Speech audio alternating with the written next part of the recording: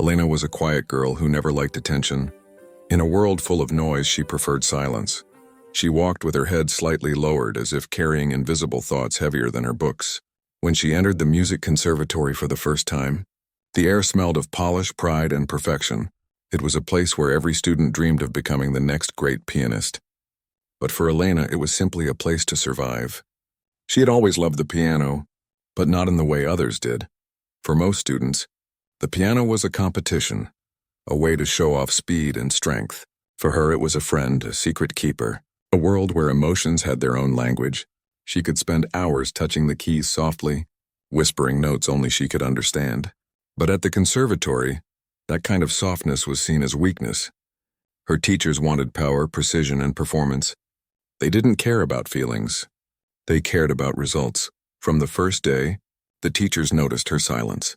She never spoke unless asked to, and even then, her voice was barely above a whisper. Her classmates thought she was strange. They practiced loudly, showing their skill. While Elena listened more than she played, some laughed behind her back, saying she didn't belong there, but Elena didn't react. She just smiled a little and went back to her piano. What no one knew was that she had already taught herself for years before coming there. She had no fancy lessons, no rich parents, no professional training. She learned music by listening to old recordings from a broken radio. When other kids played outside, she sat in her small room.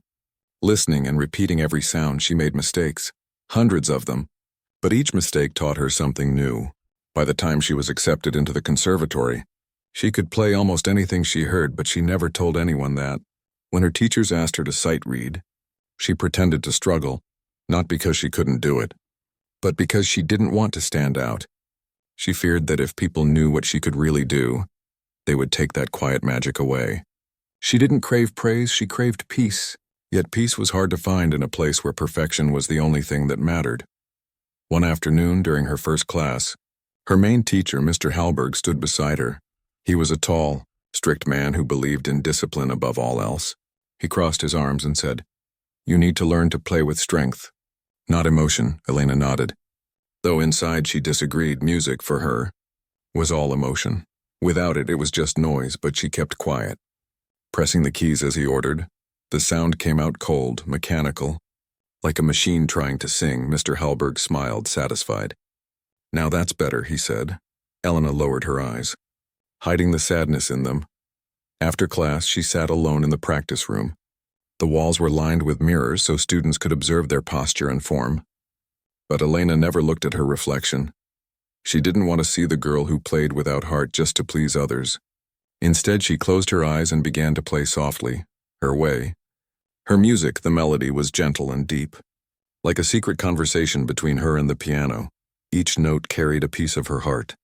If someone had walked in then, they would have seen the real Elena, not the quiet girl, not the reluctant student, but the artist within her. Sometimes she wondered why she even came to the conservatory. She could have stayed home playing freely, but deep down, she wanted to test herself. She wanted to see if her quiet gift could survive in a world that didn't understand silence. Still, every day felt like a battle she didn't sign up for. She had to fight not with others, but with her own fear of being misunderstood. The other students treated her with a mix of pity and arrogance. They whispered things like, "She's not serious," or "She'll drop out soon." Even the teachers started to think she lacked talent or passion. To them, silence meant weakness. But Elena's silence was filled with meaning. It was the kind of silence where music was born. Late at night, after everyone had gone, Elena sometimes returned to the piano room. She played softly in the dark, letting her emotions flow freely. Her fingers danced lightly, telling stories of loneliness, hope, and hidden dreams. If anyone had heard her then, they would have known this was no ordinary student. This was someone who carried music in her soul. But no one ever stayed late enough to hear. Only the empty hallways listened, echoing her secret gift back to her like a lullaby. Days turned into weeks, and Elena continued her quiet routine. She attended classes, nodded politely, played what she was told, but inside, something was growing, a silent determination. A belief that someday, somehow, she would show them who she really was. Not for fame, not for revenge, but for truth. She wanted to remind them that music wasn't about noise or control. It was about feeling, the invisible force that connected every living thing. and so the reluctant student remained invisible for now. A soft presence in a world of loud voices, but beneath her calm expression, her heart was preparing for something bigger, something that would soon shake the entire conservatory. No one could see it yet, not the teachers, not the students, not even Elena herself. But destiny was already turning the pages of her story, waiting for the day when silence would speak louder than sound. The morning sun fell softly through the tall glass windows of the conservatory. Elena sat in her seat quietly as the rest of the class chatted and laughed. Her teacher, Mr. Hallberg, entered with his usual serious face. Carrying a stack of music sheets, he placed them on the piano with a sound that echoed through the room like a warning. "Today," he said, "we begin something new." His voice was calm, but there was a sharpness in it, the kind that made everyone sit a little straighter. He began handing out pieces to each student, calling their names one by one. When it was Elena's turn, he stopped for a moment, looking at her as if he were making an important decision. Then with a thin smile, he placed a heavy folder in front of her. It was Rachmaninoff's Piano Concerto No. 3, one of the most feared pieces in the world of piano. The notes on the page looked like a storm, endless, wild, and impossible to control. The room went silent for a moment. Even the other students looked at her with wide eyes, whispering softly, "Is he serious?" One of them muttered, "That's a professional level piece," another whispered. Mr. Hallberg ignored them and spoke to Elena directly. "Let's see if you're ready for something real," he said. His tone half challenge, half doubt. Elena looked at the sheets. Her fingers tracing the lines of notes, her heart didn't race with fear. It hummed quietly with excitement. She had heard that piece before, played once on a radio when she was a child. The sound had stayed in her mind for years. It was the piece that first made her fall in love with the piano. But she said nothing, only nodded politely. "Yes, sir," she replied softly. The rest of the class moved on, but whispers followed her everywhere. Some said Mr. Hallberg gave it to her to embarrass her. Others thought he was testing how long she would last before giving up. No one believed she could actually play it. Even Mr. Hallberg seemed confident that she would fail. In his mind, this was a lesson, a way to teach humility, not achievement. That evening, Elena took the folder home. Her small apartment was quiet, except for the ticking of a clock. She sat by the piano, opened the sheets, and looked at the forest of black notes. Most people would have panicked at the sight, but Elena smiled faintly. She didn't need to read it to know what it sounded like. Every note was already singing in her memory. She closed her eyes and the music began to play inside her head, each part connected like pieces of a puzzle she had already solved long ago. Still, she wanted to honor it properly. She decided to study it deeply, not just to play it, but to understand it. She played the opening slowly, one hand at a time. The notes were heavy, rich, and full of emotion. Her fingers moved carefully at first, then faster, finding their rhythm like they were remembering an old language. By midnight, the room was filled with music so powerful it made her heart tremble. The walls of her apartment carried the sound into the night, and somewhere outside a passerby stopped and listened, wondering who was playing with such feeling. Days turned into weeks, and every evening became a secret concert. Elena practiced in silence during the day, pretending to struggle in class, but at night she came alive. The melody grew inside her like a living thing. She understood every rise and fall, every hidden emotion behind the notes. She didn't play the piece, she became the piece. Yet she never told anyone how much she practiced. She didn't want praise. She wanted discovery, the quiet kind that comes when truth reveals itself naturally. Meanwhile, at the conservatory, her teacher grew impatient. Whenever he asked her to perform a section in class, Elena would play softly. Almost too carefully, Mr. Hallberg frowned, saying she lacked confidence. "You need strength, not hesitation," he scolded. Elena bowed her head and replied, "Yes, sir," but inside she was smiling. She knew that her time to show strength hadn't come yet. She was waiting for something more, a moment that truly mattered. One afternoon, as she was leaving class, she overheard two students laughing. "Can you imagine her trying to play that monster piece?" one said. "She'll probably give up before the concert," the other added. Elena walked past them without saying a word, but their laughter echoed in her ears all the way home. It didn't make her angry. It fueled her. She promised herself silently that she would not only play the piece, but live inside it until it became hers completely. As the performance day grew closer, the conservatory buzzed with excitement. Every student was preparing for their part, but no one was as mysterious as Elena. Rumors spread that she wasn't even practicing. Some said she'd requested an easier piece but was refused. Even Mr. Hallberg began to doubt whether assigning her that concerto was the right decision. But his pride kept him from changing it. He told himself that failure was also a lesson, and Elena would learn hers soon. But Elena had already learned something deeper. She discovered that music wasn't about proving yourself to others. It was about losing yourself to something greater. And in those long nights alone with the piano, she felt something she hadn't felt in years: freedom. When she played, the world disappeared, and it was just her and the music. She didn't need an audience or applause. The notes themselves were enough to make her soul breathe. And so, as the day of her performance drew near, Elena felt no fear. She was calm like the sea before a storm. The teachers and students saw her quiet face and mistook it for weakness. They didn't know that behind those calm eyes burned a fire that would soon shock them all. The challenge that was meant to break her had instead awakened her truest self, and soon the whole conservatory would learn the sound of hidden genius. The morning of the next class felt colder than usual. Elena sat quietly at her piano seat, her fingers resting gently on the keys. The room buzzed with laughter and chatter, students showing off their progress. Everyone wanted to impress the teachers, to prove who was the best. But when eyes turned toward Elena, the laughter grew sharper. They whispered things behind their hands, thinking she couldn't hear. "She still can't play that piece," one said. "I saw her yesterday. She just stares at the piano like she's dreaming," another added. The room filled with giggles that stung more than shouts ever could. Elena kept her eyes on the keys, pretending not to notice. Her heart, though calm on the surface, trembled quietly beneath. She wasn't angry. She was hurt, not because they laughed at her, but because they couldn't see what she was trying to do. They thought silence meant failure. But for Elena, silence was part of learning, part of listening to the music before it was born. Mr. Hallberg entered, and the students quickly went silent. He looked around the room, his eyes landing briefly on Elena.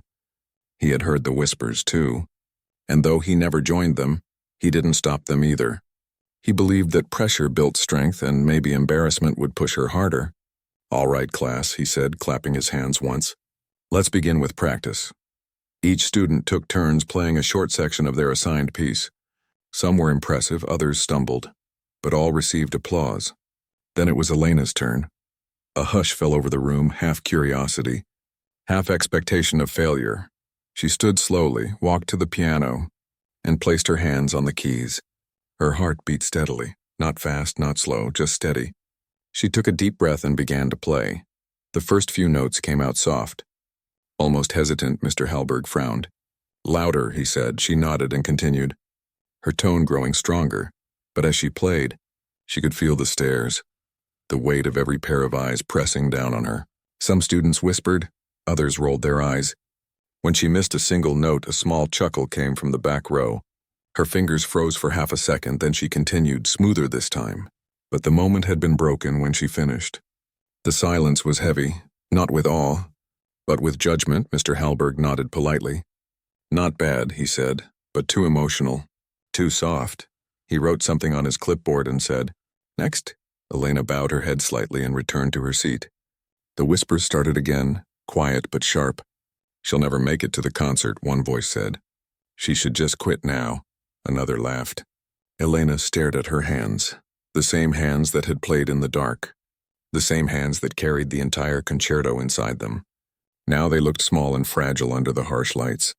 After class, she stayed behind, pretending to organize her notes. She waited until everyone left, then walked to the piano again. Her fingers hovered above the keys for a moment before she began to play.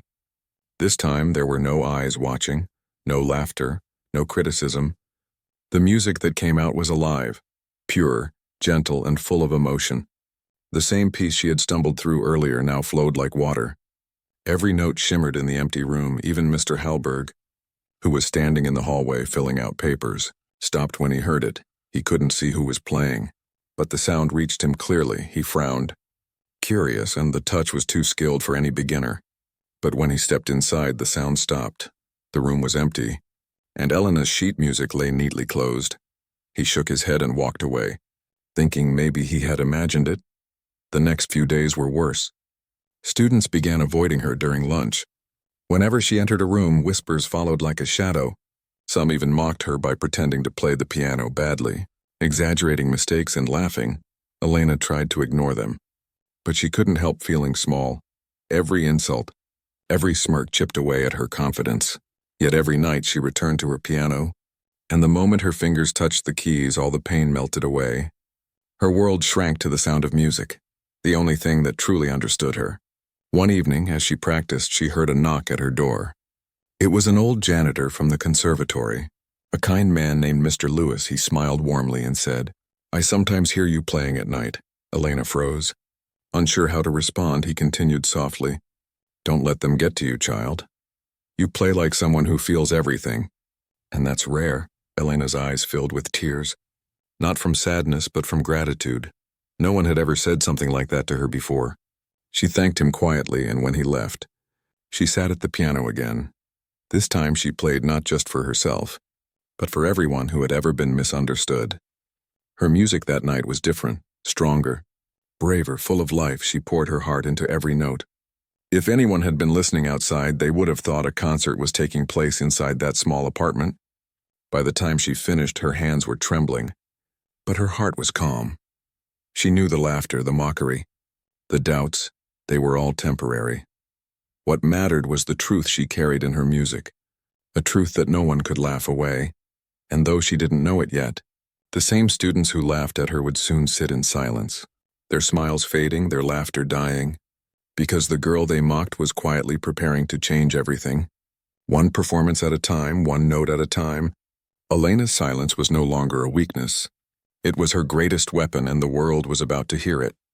The conservatory slept early. By 10 o'clock, the classrooms were empty, the hallways silent, and the lights dimmed. But every night, when the world outside drifted into dreams, Elena began to wake up. She waited patiently in her small room until the streets grew quiet. Then, with her worn-out satchel and music sheets folded neatly inside, she slipped through the doors of the conservatory. The night guard had long stopped checking the rooms after midnight. And so, the grand pianos of the empty halls became hers alone. The moment she entered the practice room, her heart would beat a little faster. She turned on the small lamp by the piano, its soft glow spilling over the black and white keys. The air was cool, carrying the faint scent of wood polish and old dreams. She sat down carefully, placing her fingers on the keys. For a brief moment, she just breathed. Then she began to play. The first notes of Rachmaninoff's Piano Concerto No. 3 floated into the silence like a whisper. Slowly at first, uncertain, like a secret being told for the first time. Then with each passing minute, the sound grew stronger, fuller. Her fingers moved with purpose, dancing across the keys with a grace that came not from training but from truth. She played not for approval, not for applause, but because the music inside her refused to stay silent. It was her language, her heartbeat, her home. Sometimes she would play until her hands ached. But even when her wrist trembled and her back hurt, she didn't stop. She would close her eyes and keep going. The piano became an extension of her soul. When she cried, it cried with her. When she smiled, it sang with her each night. She discovered new emotions buried deep within the notes, sometimes fierce like a storm, sometimes tender like a memory of love. She understood the music not with her mind but with her heart, unknown to her. The janitor, Mr. Lewis, often stayed late just to listen. He sat quietly outside the practice room. Hidden in the shadows, he said nothing, never interrupted. He just listened with a soft smile. In his many years at the conservatory, he had seen hundreds of students, loud, proud, ambitious, one, but none like her. There was something sacred in the way she played, something that made him feel alive again. One night he whispered to himself, "They think she's ordinary, but she's extraordinary." Elena never knew he was there. To her, the empty hallways were her only audience, and that was enough. The echoes of her music bounced softly off the walls, returning to her like a quiet applause every night. She left the room only when the first hint of dawn touched the sky. Her eyes were tired, but her spirit glowed with quiet fire. During the day, no one suspected anything. Her classmates still mocked her. Her teacher still shook his head at her lack of progress. She nodded through it all, letting their words wash over her like wind over water, because only she knew the truth. The nights belonged to her, and in those hours of solitude she was transforming. One evening a storm rolled in. Thunder cracked above the city as rain poured against the windows. The lights flickered in the hallway, but Elena was there, as always. Sitting at her piano, she played louder that night, her music rising and falling with the rhythm of the rain. Every thunderclap felt like a drumbeat guiding her through the piece. The wind howled, but her notes soared higher. It was as if nature itself had joined her concert. And when she reached the final movement, her tears fell freely, mixing with the rain that leaked through the old window pane. When she finished, she rested her head on the piano and whispered, "One day they'll understand," her voice trembled. But not with fear gone, with hope. The storm outside slowly faded, leaving only silence, and in that silence, she smiled. Weeks passed, and Elena continued her secret routine. Her skill grew sharper, her confidence stronger. Sometimes she experimented, adding tiny flourishes of her own. It was as if she was speaking directly to Rachmaninoff's spirit, asking permission to make the piece her own. She could now play entire sections from memory, blindfolded even. The sound came not from sight, but from feeling. Every key had a story. Every pause had meaning. She wasn't just performing, she was living through the music. One night, she walked through the halls after finishing her practice and stopped in front of a display of portraits. Framed faces of past students stared down at her, all the top performers of the conservatory. She wondered if any of them had ever felt like her, unseen, underestimated. Her reflection in the glass looked small next to theirs, but she smiled softly and whispered, "You'll see. Someday?" Then she turned and walked away, her steps quiet, her heart loud sometimes. As she left in the early morning light, the janitor would nod to her from afar. Neither spoke, but their eyes met in silent understanding. He knew her secret, and she knew that he wouldn't tell. He had once said that music was the only thing that could tell the truth without words, and Elena lived by that. By now the piece was no longer a challenge, and it was a reflection, a mirror of her pain, her strength, and her quiet genius. And while everyone else slept peacefully, Elena was shaping her destiny in secret, note by note, night by night. The girl they mocked was slowly becoming the woman the world would one day remember. Her hidden practice was more than training. It was transformation, and soon, the music that lived in the dark would shine in the brightest light. The sun rose over the conservatory like any other morning, but something felt different in the air. The halls, usually filled with the sound of scales and chatter, carried a quiet tension. It was the day of the midterm performance, a surprise assessment that the teachers had announced only a week before. The students were nervous, whispering and tuning their instruments. Every note that echoed down the hall sounded like a heartbeat racing before a storm. Elena sat alone near the end of the row, her folder resting on her lap. Her piece, Rachmaninoff's Piano Concerto No. 3, was the talk of the class. No one believed she would actually attempt it. Some thought she'd drop out before the day came. Others guessed she would freeze halfway and embarrass herself, but Elena said nothing. She just looked at the piano on stage, a glossy black grand that waited silently under the warm light. It looked both powerful and peaceful, like something alive, and deep inside, she felt it calling her. Mr. Hallberg entered, his expression calm but watchful. He looked over the group of students and clapped his hands once. "All right, let's begin," he said. Each student was called up one by one, performing short excerpts of their assigned pieces. Some stumbled, some dazzled. There were polite claps, small smiles, a few sighs of relief, but as the list grew shorter, more heads began turning toward Elena. Her name sat near the bottom of the list, second to last. Her classmates whispered, "Do you think she'll actually go up?" "She can't even read the piece properly," another replied. Their words floated like smoke, but Elena didn't let them sink in. Finally, Mr. Hallberg looked down at his paper and said, "Next, Elena Kovacs." A wave of silence swept through the hall. Even the air seemed to hold its breath. Elena stood slowly, her fingers clutching the music sheets though she didn't need them. Her steps were soft, yet every click of her shoes echoed as if marking the rhythm of destiny. She reached the piano, bowed politely, and sat down. Her hands rested above the keys, steady, gentle, almost glowing under the light. For a long second, she didn't move. Mr. Hallberg frowned slightly, thinking she might have frozen from nerves. But then she closed her eyes and the first note rang out, soft, clear, alive. It wasn't just a sound, it was a story. Each note that followed carried emotion, sadness, strength, longing, beauty. The room fell completely silent. Every teacher, every student, even the janitor standing in the back forgot to breathe. Her fingers moved with a kind of magic that didn't come from practice alone. They moved as if the piano itself was guiding her. She played with power and grace, with heart and honesty. The complex passages that most pianists fear rolled from her hands like gentle waves. She didn't look at the sheet once. Her eyes remained closed. It was as if she could see the music inside her head, each note glowing like a tiny star. The audience could feel it too. The air shimmered with something unexplainable. Even the sound of the piano seemed brighter, warmer than before. When she reached the second movement, her tone softened. The melody turned fragile, almost like a whisper to the soul. Some students who once laughed at her now sat frozen. One girl covered her mouth, realizing tears had formed in her eyes. Even Mr. Hallberg, the man who believed emotion was weakness, found his throat tightening. He wanted to look away but couldn't. Every note was a confession, every pause a heartbeat. And when the final movement arrived, it was as if a storm had broken free inside the hall. Elena's hands flew across the keys, strong, fearless, the speed, the intensity, the emotion. It all came together in perfect harmony. The audience sat completely still, watching this quiet, invisible girl become a force of nature. The sound rose and fell like thunder, like waves crashing against the edges of the world. And then, with a final trembling chord, it was over.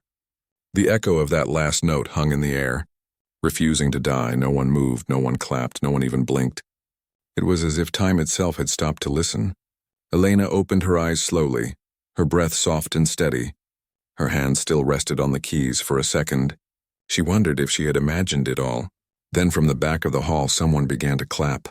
It was Mr. Lewis, the janitor. His eyes shining with pride. One by one, others joined in.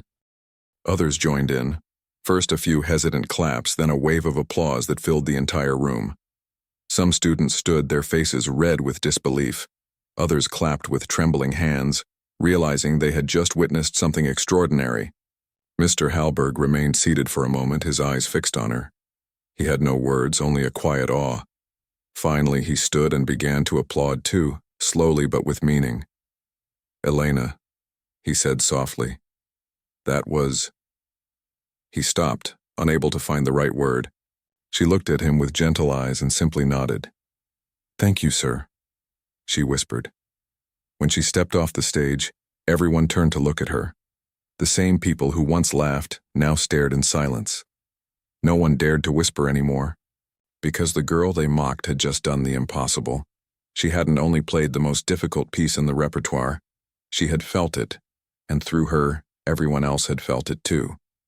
As she packed her things and walked toward the door, Mr. Lewis called after her, smiling, "I told you they'd understand one day." Elena smiled back. "Maybe," she said softly, "but it's enough that I understand now." And with that, she walked out into the golden afternoon light, the echoes of her music still dancing behind her, unaware that this performance, that this unexpected moment, had changed everything. Because from that day forward, the world would no longer see her as the quiet girl. They would remember her as the one who made silence sing. The hall was still trembling with echoes of Elena's final note. Even after she had left the stage, it felt as if the music still floated in the air, refusing to fade away. Students who once doubted her sat frozen in their seats, unable to speak. The teachers exchanged stunned glances, their notebooks forgotten. It was as if a hidden door had been opened in their hearts, revealing something they had never seen before. Something beyond technique, beyond training. Something pure and human. Mr. Hallberg stood silently at the front. He tried to look composed, but inside, his thoughts were racing. He had spent years teaching students about discipline, accuracy, and power. But this girl, this quiet girl he had almost dismissed, had just reminded him what music truly was. Not perfection, but emotion. Not control, but connection. He looked down at his notes, but the words he had written, weak, lacks focus, too emotional, suddenly felt meaningless. He crossed them out slowly, then whispered to himself, "Genius doesn't shout, it whispers." In the back of the hall, Mr. Lewis wiped a tear from his eye. He had seen many performances in his years at the conservatory, but nothing like this. He had always believed that real talent doesn't need to be loud, it just needs to be heard once. And now, finally, everyone had heard her. He smiled to himself and said softly, "Told you so, kid." The next day, the conservatory buzzed like a hive. Students filled the corridors, replaying her performance on their phones. Some couldn't stop talking about it. Others stayed quiet, ashamed of the things they'd said before. Her name was on every tongue. Elena Kovac, the girl who played Rachmaninoff by heart. No one was laughing now. Even the senior students, the ones who thought they were unbeatable, looked at her with respect. It was as if the balance of power in the conservatory had shifted overnight. When Elena entered the classroom the next morning, every eye turned toward her. Some students smiled, others clapped softly.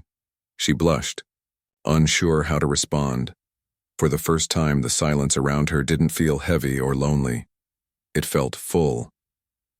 Like the pause after a beautiful note, Mr. Hallberg entered the room and looked directly at her. "Elena," he said, "may I speak with you after class?" Her heart skipped for a moment, unsure if it was praise or criticism, but she nodded. "Yes, sir."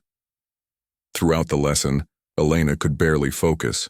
Her mind replayed the music, the applause, the faces of disbelief. But under all of it, she felt a strange calm. It wasn't pride exactly. It was relief. The truth she had carried quietly for so long had finally been seen, and that was enough. After class, she stayed behind as everyone left. The room felt strangely big and quiet. Mr. Hallberg closed the door, walked toward her, and for the first time, smiled. "Elena," he said gently, "I owe you an apology." She looked at him confused. He continued, "I thought you were lazy, distracted, not serious." He sighed deeply. "But you were doing something I never taught. You were listening to the music, not just playing it." His voice softened. "What you did yesterday wasn't performance, it was truth." Elena lowered her eyes, her cheeks warm. "Thank you, sir," she said quietly. He nodded. "No, thank you for reminding all of us what real music sounds like." Later that day, the head of the conservatory called her into his office. The room was filled with teachers, all of them looking at her with new respect. They spoke about her performance, about how rare it was for someone her age to play like that. One of them said, "You didn't just play the notes, and you told the story behind them." The head smiled and said, "Elena, we would like you to perform again." Her eyes widened. "Perform again?" she repeated. "Yes," he said, "for the winter recital, in front of the city's music board." The offer felt unreal. Just weeks ago, she had been invisible. Now they wanted her to represent the entire conservatory. That night, Elena sat by her piano at home, the same piano that had kept her secrets. Her tears, her dreams, she touched the keys gently. The sound that came out was soft and full of warmth. She smiled, remembering every night she had spent alone in the practice rooms, every whisper, every mockery, every doubt. All of it had led here. To this moment, her music had finally been heard, and it had changed everything. But deep down, she didn't feel like a genius. She still felt like the same quiet girl who found peace in melodies. She didn't crave fame or recognition. She just wanted to keep playing, to keep speaking in the language only music understood. As she played, she whispered, "It's not about proving them wrong. It's about proving to myself that I was right all along." At that very moment, Mr. Lewis, the janitor, passed by her window. He paused to listen, smiling softly. He didn't knock or say anything, he just stood there in the moonlight letting her music fill the air. It was like hearing the soul of the night itself. He whispered, "That's the sound of truth," and walked away. Back at the conservatory, word of Elena's gift spread even further. The teachers began studying her technique, her interpretation, her emotional control.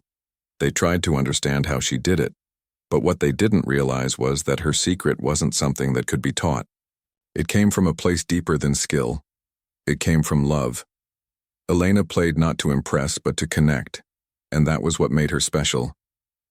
The revelation of her genius changed more than just her life. It changed the way her teachers taught. It changed how the students listened. It reminded everyone that music isn't a competition. It's a conversation. And for the first time, Elena felt seen, not as the quiet girl, not as the reluctant student, but as herself. The girl who spoke through music when words were not enough. When the final applause faded, something changed forever inside the conservatory. Elena's performance had not only broken silence, it had broken the walls people built around their hearts. For days, her name floated through every hallway, whispered like a secret no one could stop repeating. Elena, they said. The girl who played like she was born with the piano inside her. The laughter, the mockery, the doubt, all of it disappeared. In its place came awe, curiosity, and something close to reverence. Her classmates, who once avoided her, now greeted her kindly. Some asked her questions, others simply watched her with admiration. Even those who had mocked her seemed unsure how to face her now. One morning, as she entered class, a boy who had once laughed the loudest stopped her at the door.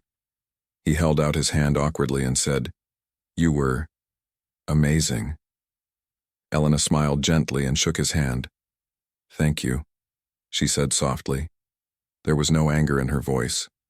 No pride, only calm forgiveness. That quiet grace made them respect her even more. Mr. Hallberg had changed too. The teacher who once valued discipline over emotion now spoke differently. During lessons, he told students to feel the notes, not just play them. He quoted Elena's words. Music isn't about control. It's about connection. He began watching his students more closely, trying to understand their hearts instead of their mistakes. Sometimes, he would glance at Elena with a faint smile, a silent acknowledgement of the lesson she had taught him. But for Elena, life didn't suddenly become easy. With admiration came expectation. Everyone wanted to hear her play again. The head of the conservatory requested that she represent the school at a city recital. It was a huge honor and a heavy burden. Whispers followed her again, but this time they weren't cruel. They were filled with pressure. What will she play next? Can she do it again? Was it just luck? Each question hung in the air like invisible weight. At night she sat alone by her piano, fingers tracing the smooth ivory keys. She should have felt joy, pride, triumph. But what she felt instead was a quiet fear, the fear of becoming what everyone else wanted her to be. The girl who amazed once, and was never allowed to be ordinary again. She whispered to herself, "I didn't play for them, I played for me." And then she began to play softly, a melody of calm and truth. The music reminded her that her gift was never about perfection. It was about honesty. One evening, she was practicing in the empty concert hall when Mr. Lewis appeared in the doorway. He watched her play for a while, his eyes kind and full of warmth. When she stopped, he said, "They'll want to hear more, you know." She nodded. "I know." He walked closer, leaning on his broom like an old friend. "Don't let their noise drown your music," he said gently.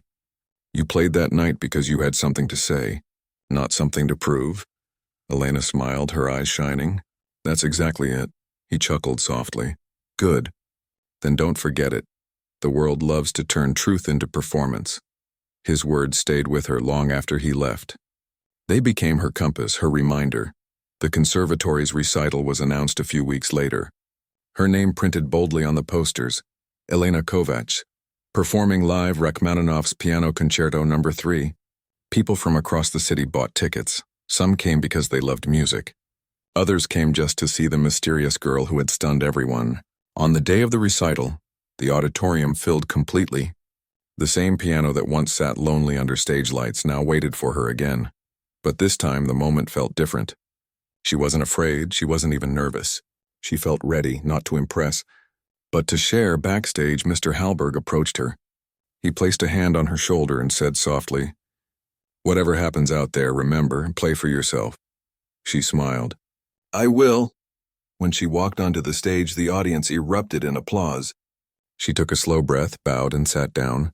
Then the silence came, deep and expectant, and into that silence she placed her first note. The sound flowed like liquid light, filling every corner of the hall. Halfway through her performance, she looked out and saw faces, teachers, classmates, strangers, all moved by what they heard. And near the back she spotted Mr. Lewis, watching with quiet pride. The music rose higher, then softened, then rose again like a heartbeat learning to love. By the end, the entire hall was standing. But Elena wasn't playing for their applause. She was playing for the little girl she once was. The one who sat in a dark room listening to a broken radio, dreaming of a piano she didn't have. And now here she was, completing that dream.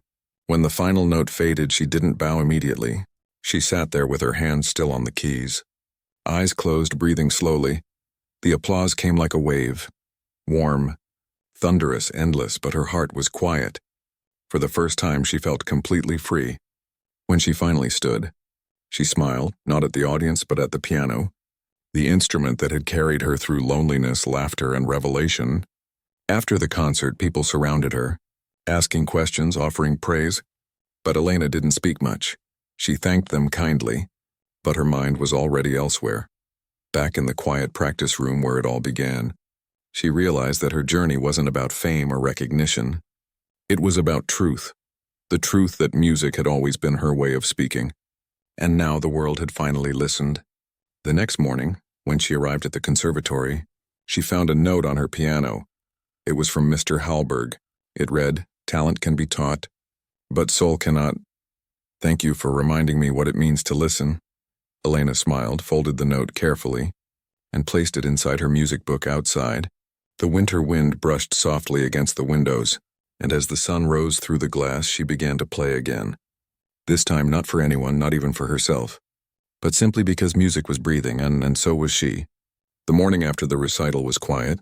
The conservatory, usually filled with noise and hurried footsteps, felt different. There was a stillness in the air, the kind that comes after something extraordinary. Sunlight spilled through the tall windows, painting golden lines across the hallway floors. And at the center of it all walked Elena, her steps soft but steady.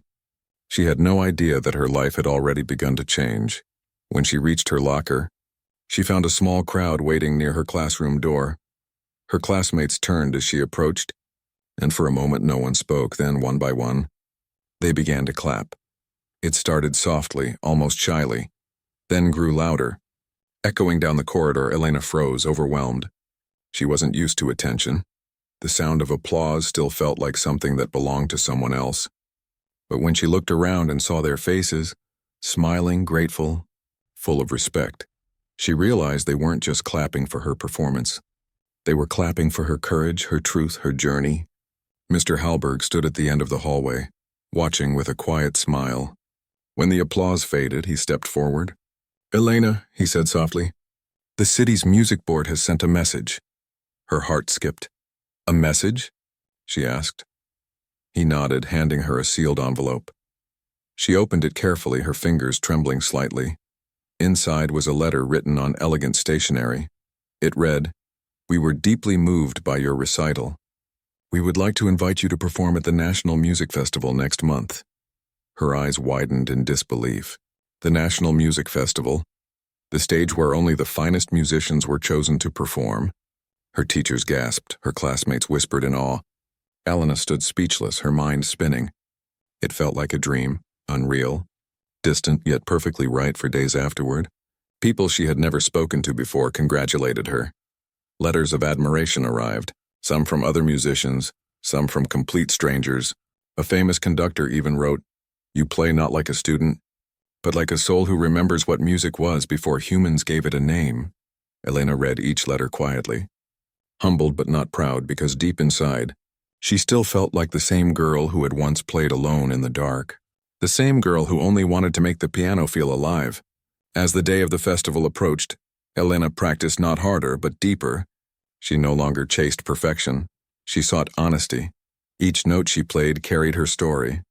Every rhythm held the echo of laughter, pain, and hope. The conservatory gave her the main rehearsal hall to prepare. Mr. Halberg often sat quietly in the back. Watching, sometimes he didn't even correct her. He just listened, letting the sound wash over him. He had taught hundreds of students, but none had ever changed him the way she had. One evening, as she finished practicing, he said, "Elena, do you know what genius really means?" She looked up curious. He smiled faintly. "It's not about being perfect, it's about being true." She nodded slowly, letting the words settle in her heart. And that night, when she played alone one last time before the performance, she whispered, "I will play my truth." The day of the national festival arrived bright and clear. The grand concert hall was larger than anything Elena had ever seen. Rows upon rows of seats glimmered under golden lights. Famous musicians, critics, and even journalists filled the space, waiting. When her name was announced, she walked out slowly. Her white dress shimmered like soft moonlight, her hair tied simply. She bowed gently and took her seat at the piano. The audience fell silent in an expectant hush, and then once again she began. Her fingers touched the keys with the same tenderness she had known since childhood. The first note rang out, pure and alive. It filled the massive hall, wrapping around every heart as she played. The world outside seemed to disappear. Her music carried them all, through loneliness, struggle, fear, and finally, peace. People who had come as critics sat quietly with tears in their eyes. One by one, they realized they weren't listening to a performance. They were listening to someone's soul. Laid bare in sound, when the final chord came, Elena let it linger. The vibration hummed softly, fading into silence that no one dared to break. Then, as if waking from a dream, the audience rose. The applause that followed was thunderous, endless, heartfelt. Some stood, some cried, some simply closed their eyes and smiled. It wasn't just admiration, it was gratitude. They had come expecting a musician. They had found a messenger of emotion. After the concert, reporters and musicians surrounded her. They asked how she learned, how she practiced, who her mentor was. Elena smiled gently and said, "My teacher was silence." They laughed softly, thinking she was joking.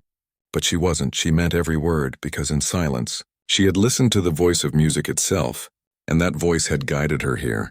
When she returned to the conservatory, she found flowers waiting on her piano. A note rested among them. It was from Mr. Lewis. The janitor, it said, "Told you they'd understand one day. Keep playing, kid." "The world still needs to listen," Elena smiled. Holding the note close, tears filled her eyes. Not of sadness, but of gratitude. Because the journey that began with loneliness had ended in harmony. As weeks passed, her story spread far beyond the conservatory. People spoke of her humility, her depth, her mystery. But Elena didn't chase fame. She still preferred quiet rooms and small stages. Sometimes, when no one was around, she'd sit by the piano late at night and play softly just for herself, for the little girl she once was, for Mr. Lewis, for everyone who ever felt unseen. Her music became her way of saying, "You are enough." Years later, when people spoke of her, they didn't just say, "She was a genius," they said, "She made us feel alive." And that was the truest kind of recognition. Not the kind written in newspapers, but the kind carved gently into hearts. Because Elena's story wasn't about talent or success, it was about belief, silence, and the magic that happens when someone dares to listen deeply, even when no one else does. And so the world remembered her not as a performer, but as a reminder that sometimes the quietest voices sing the loudest.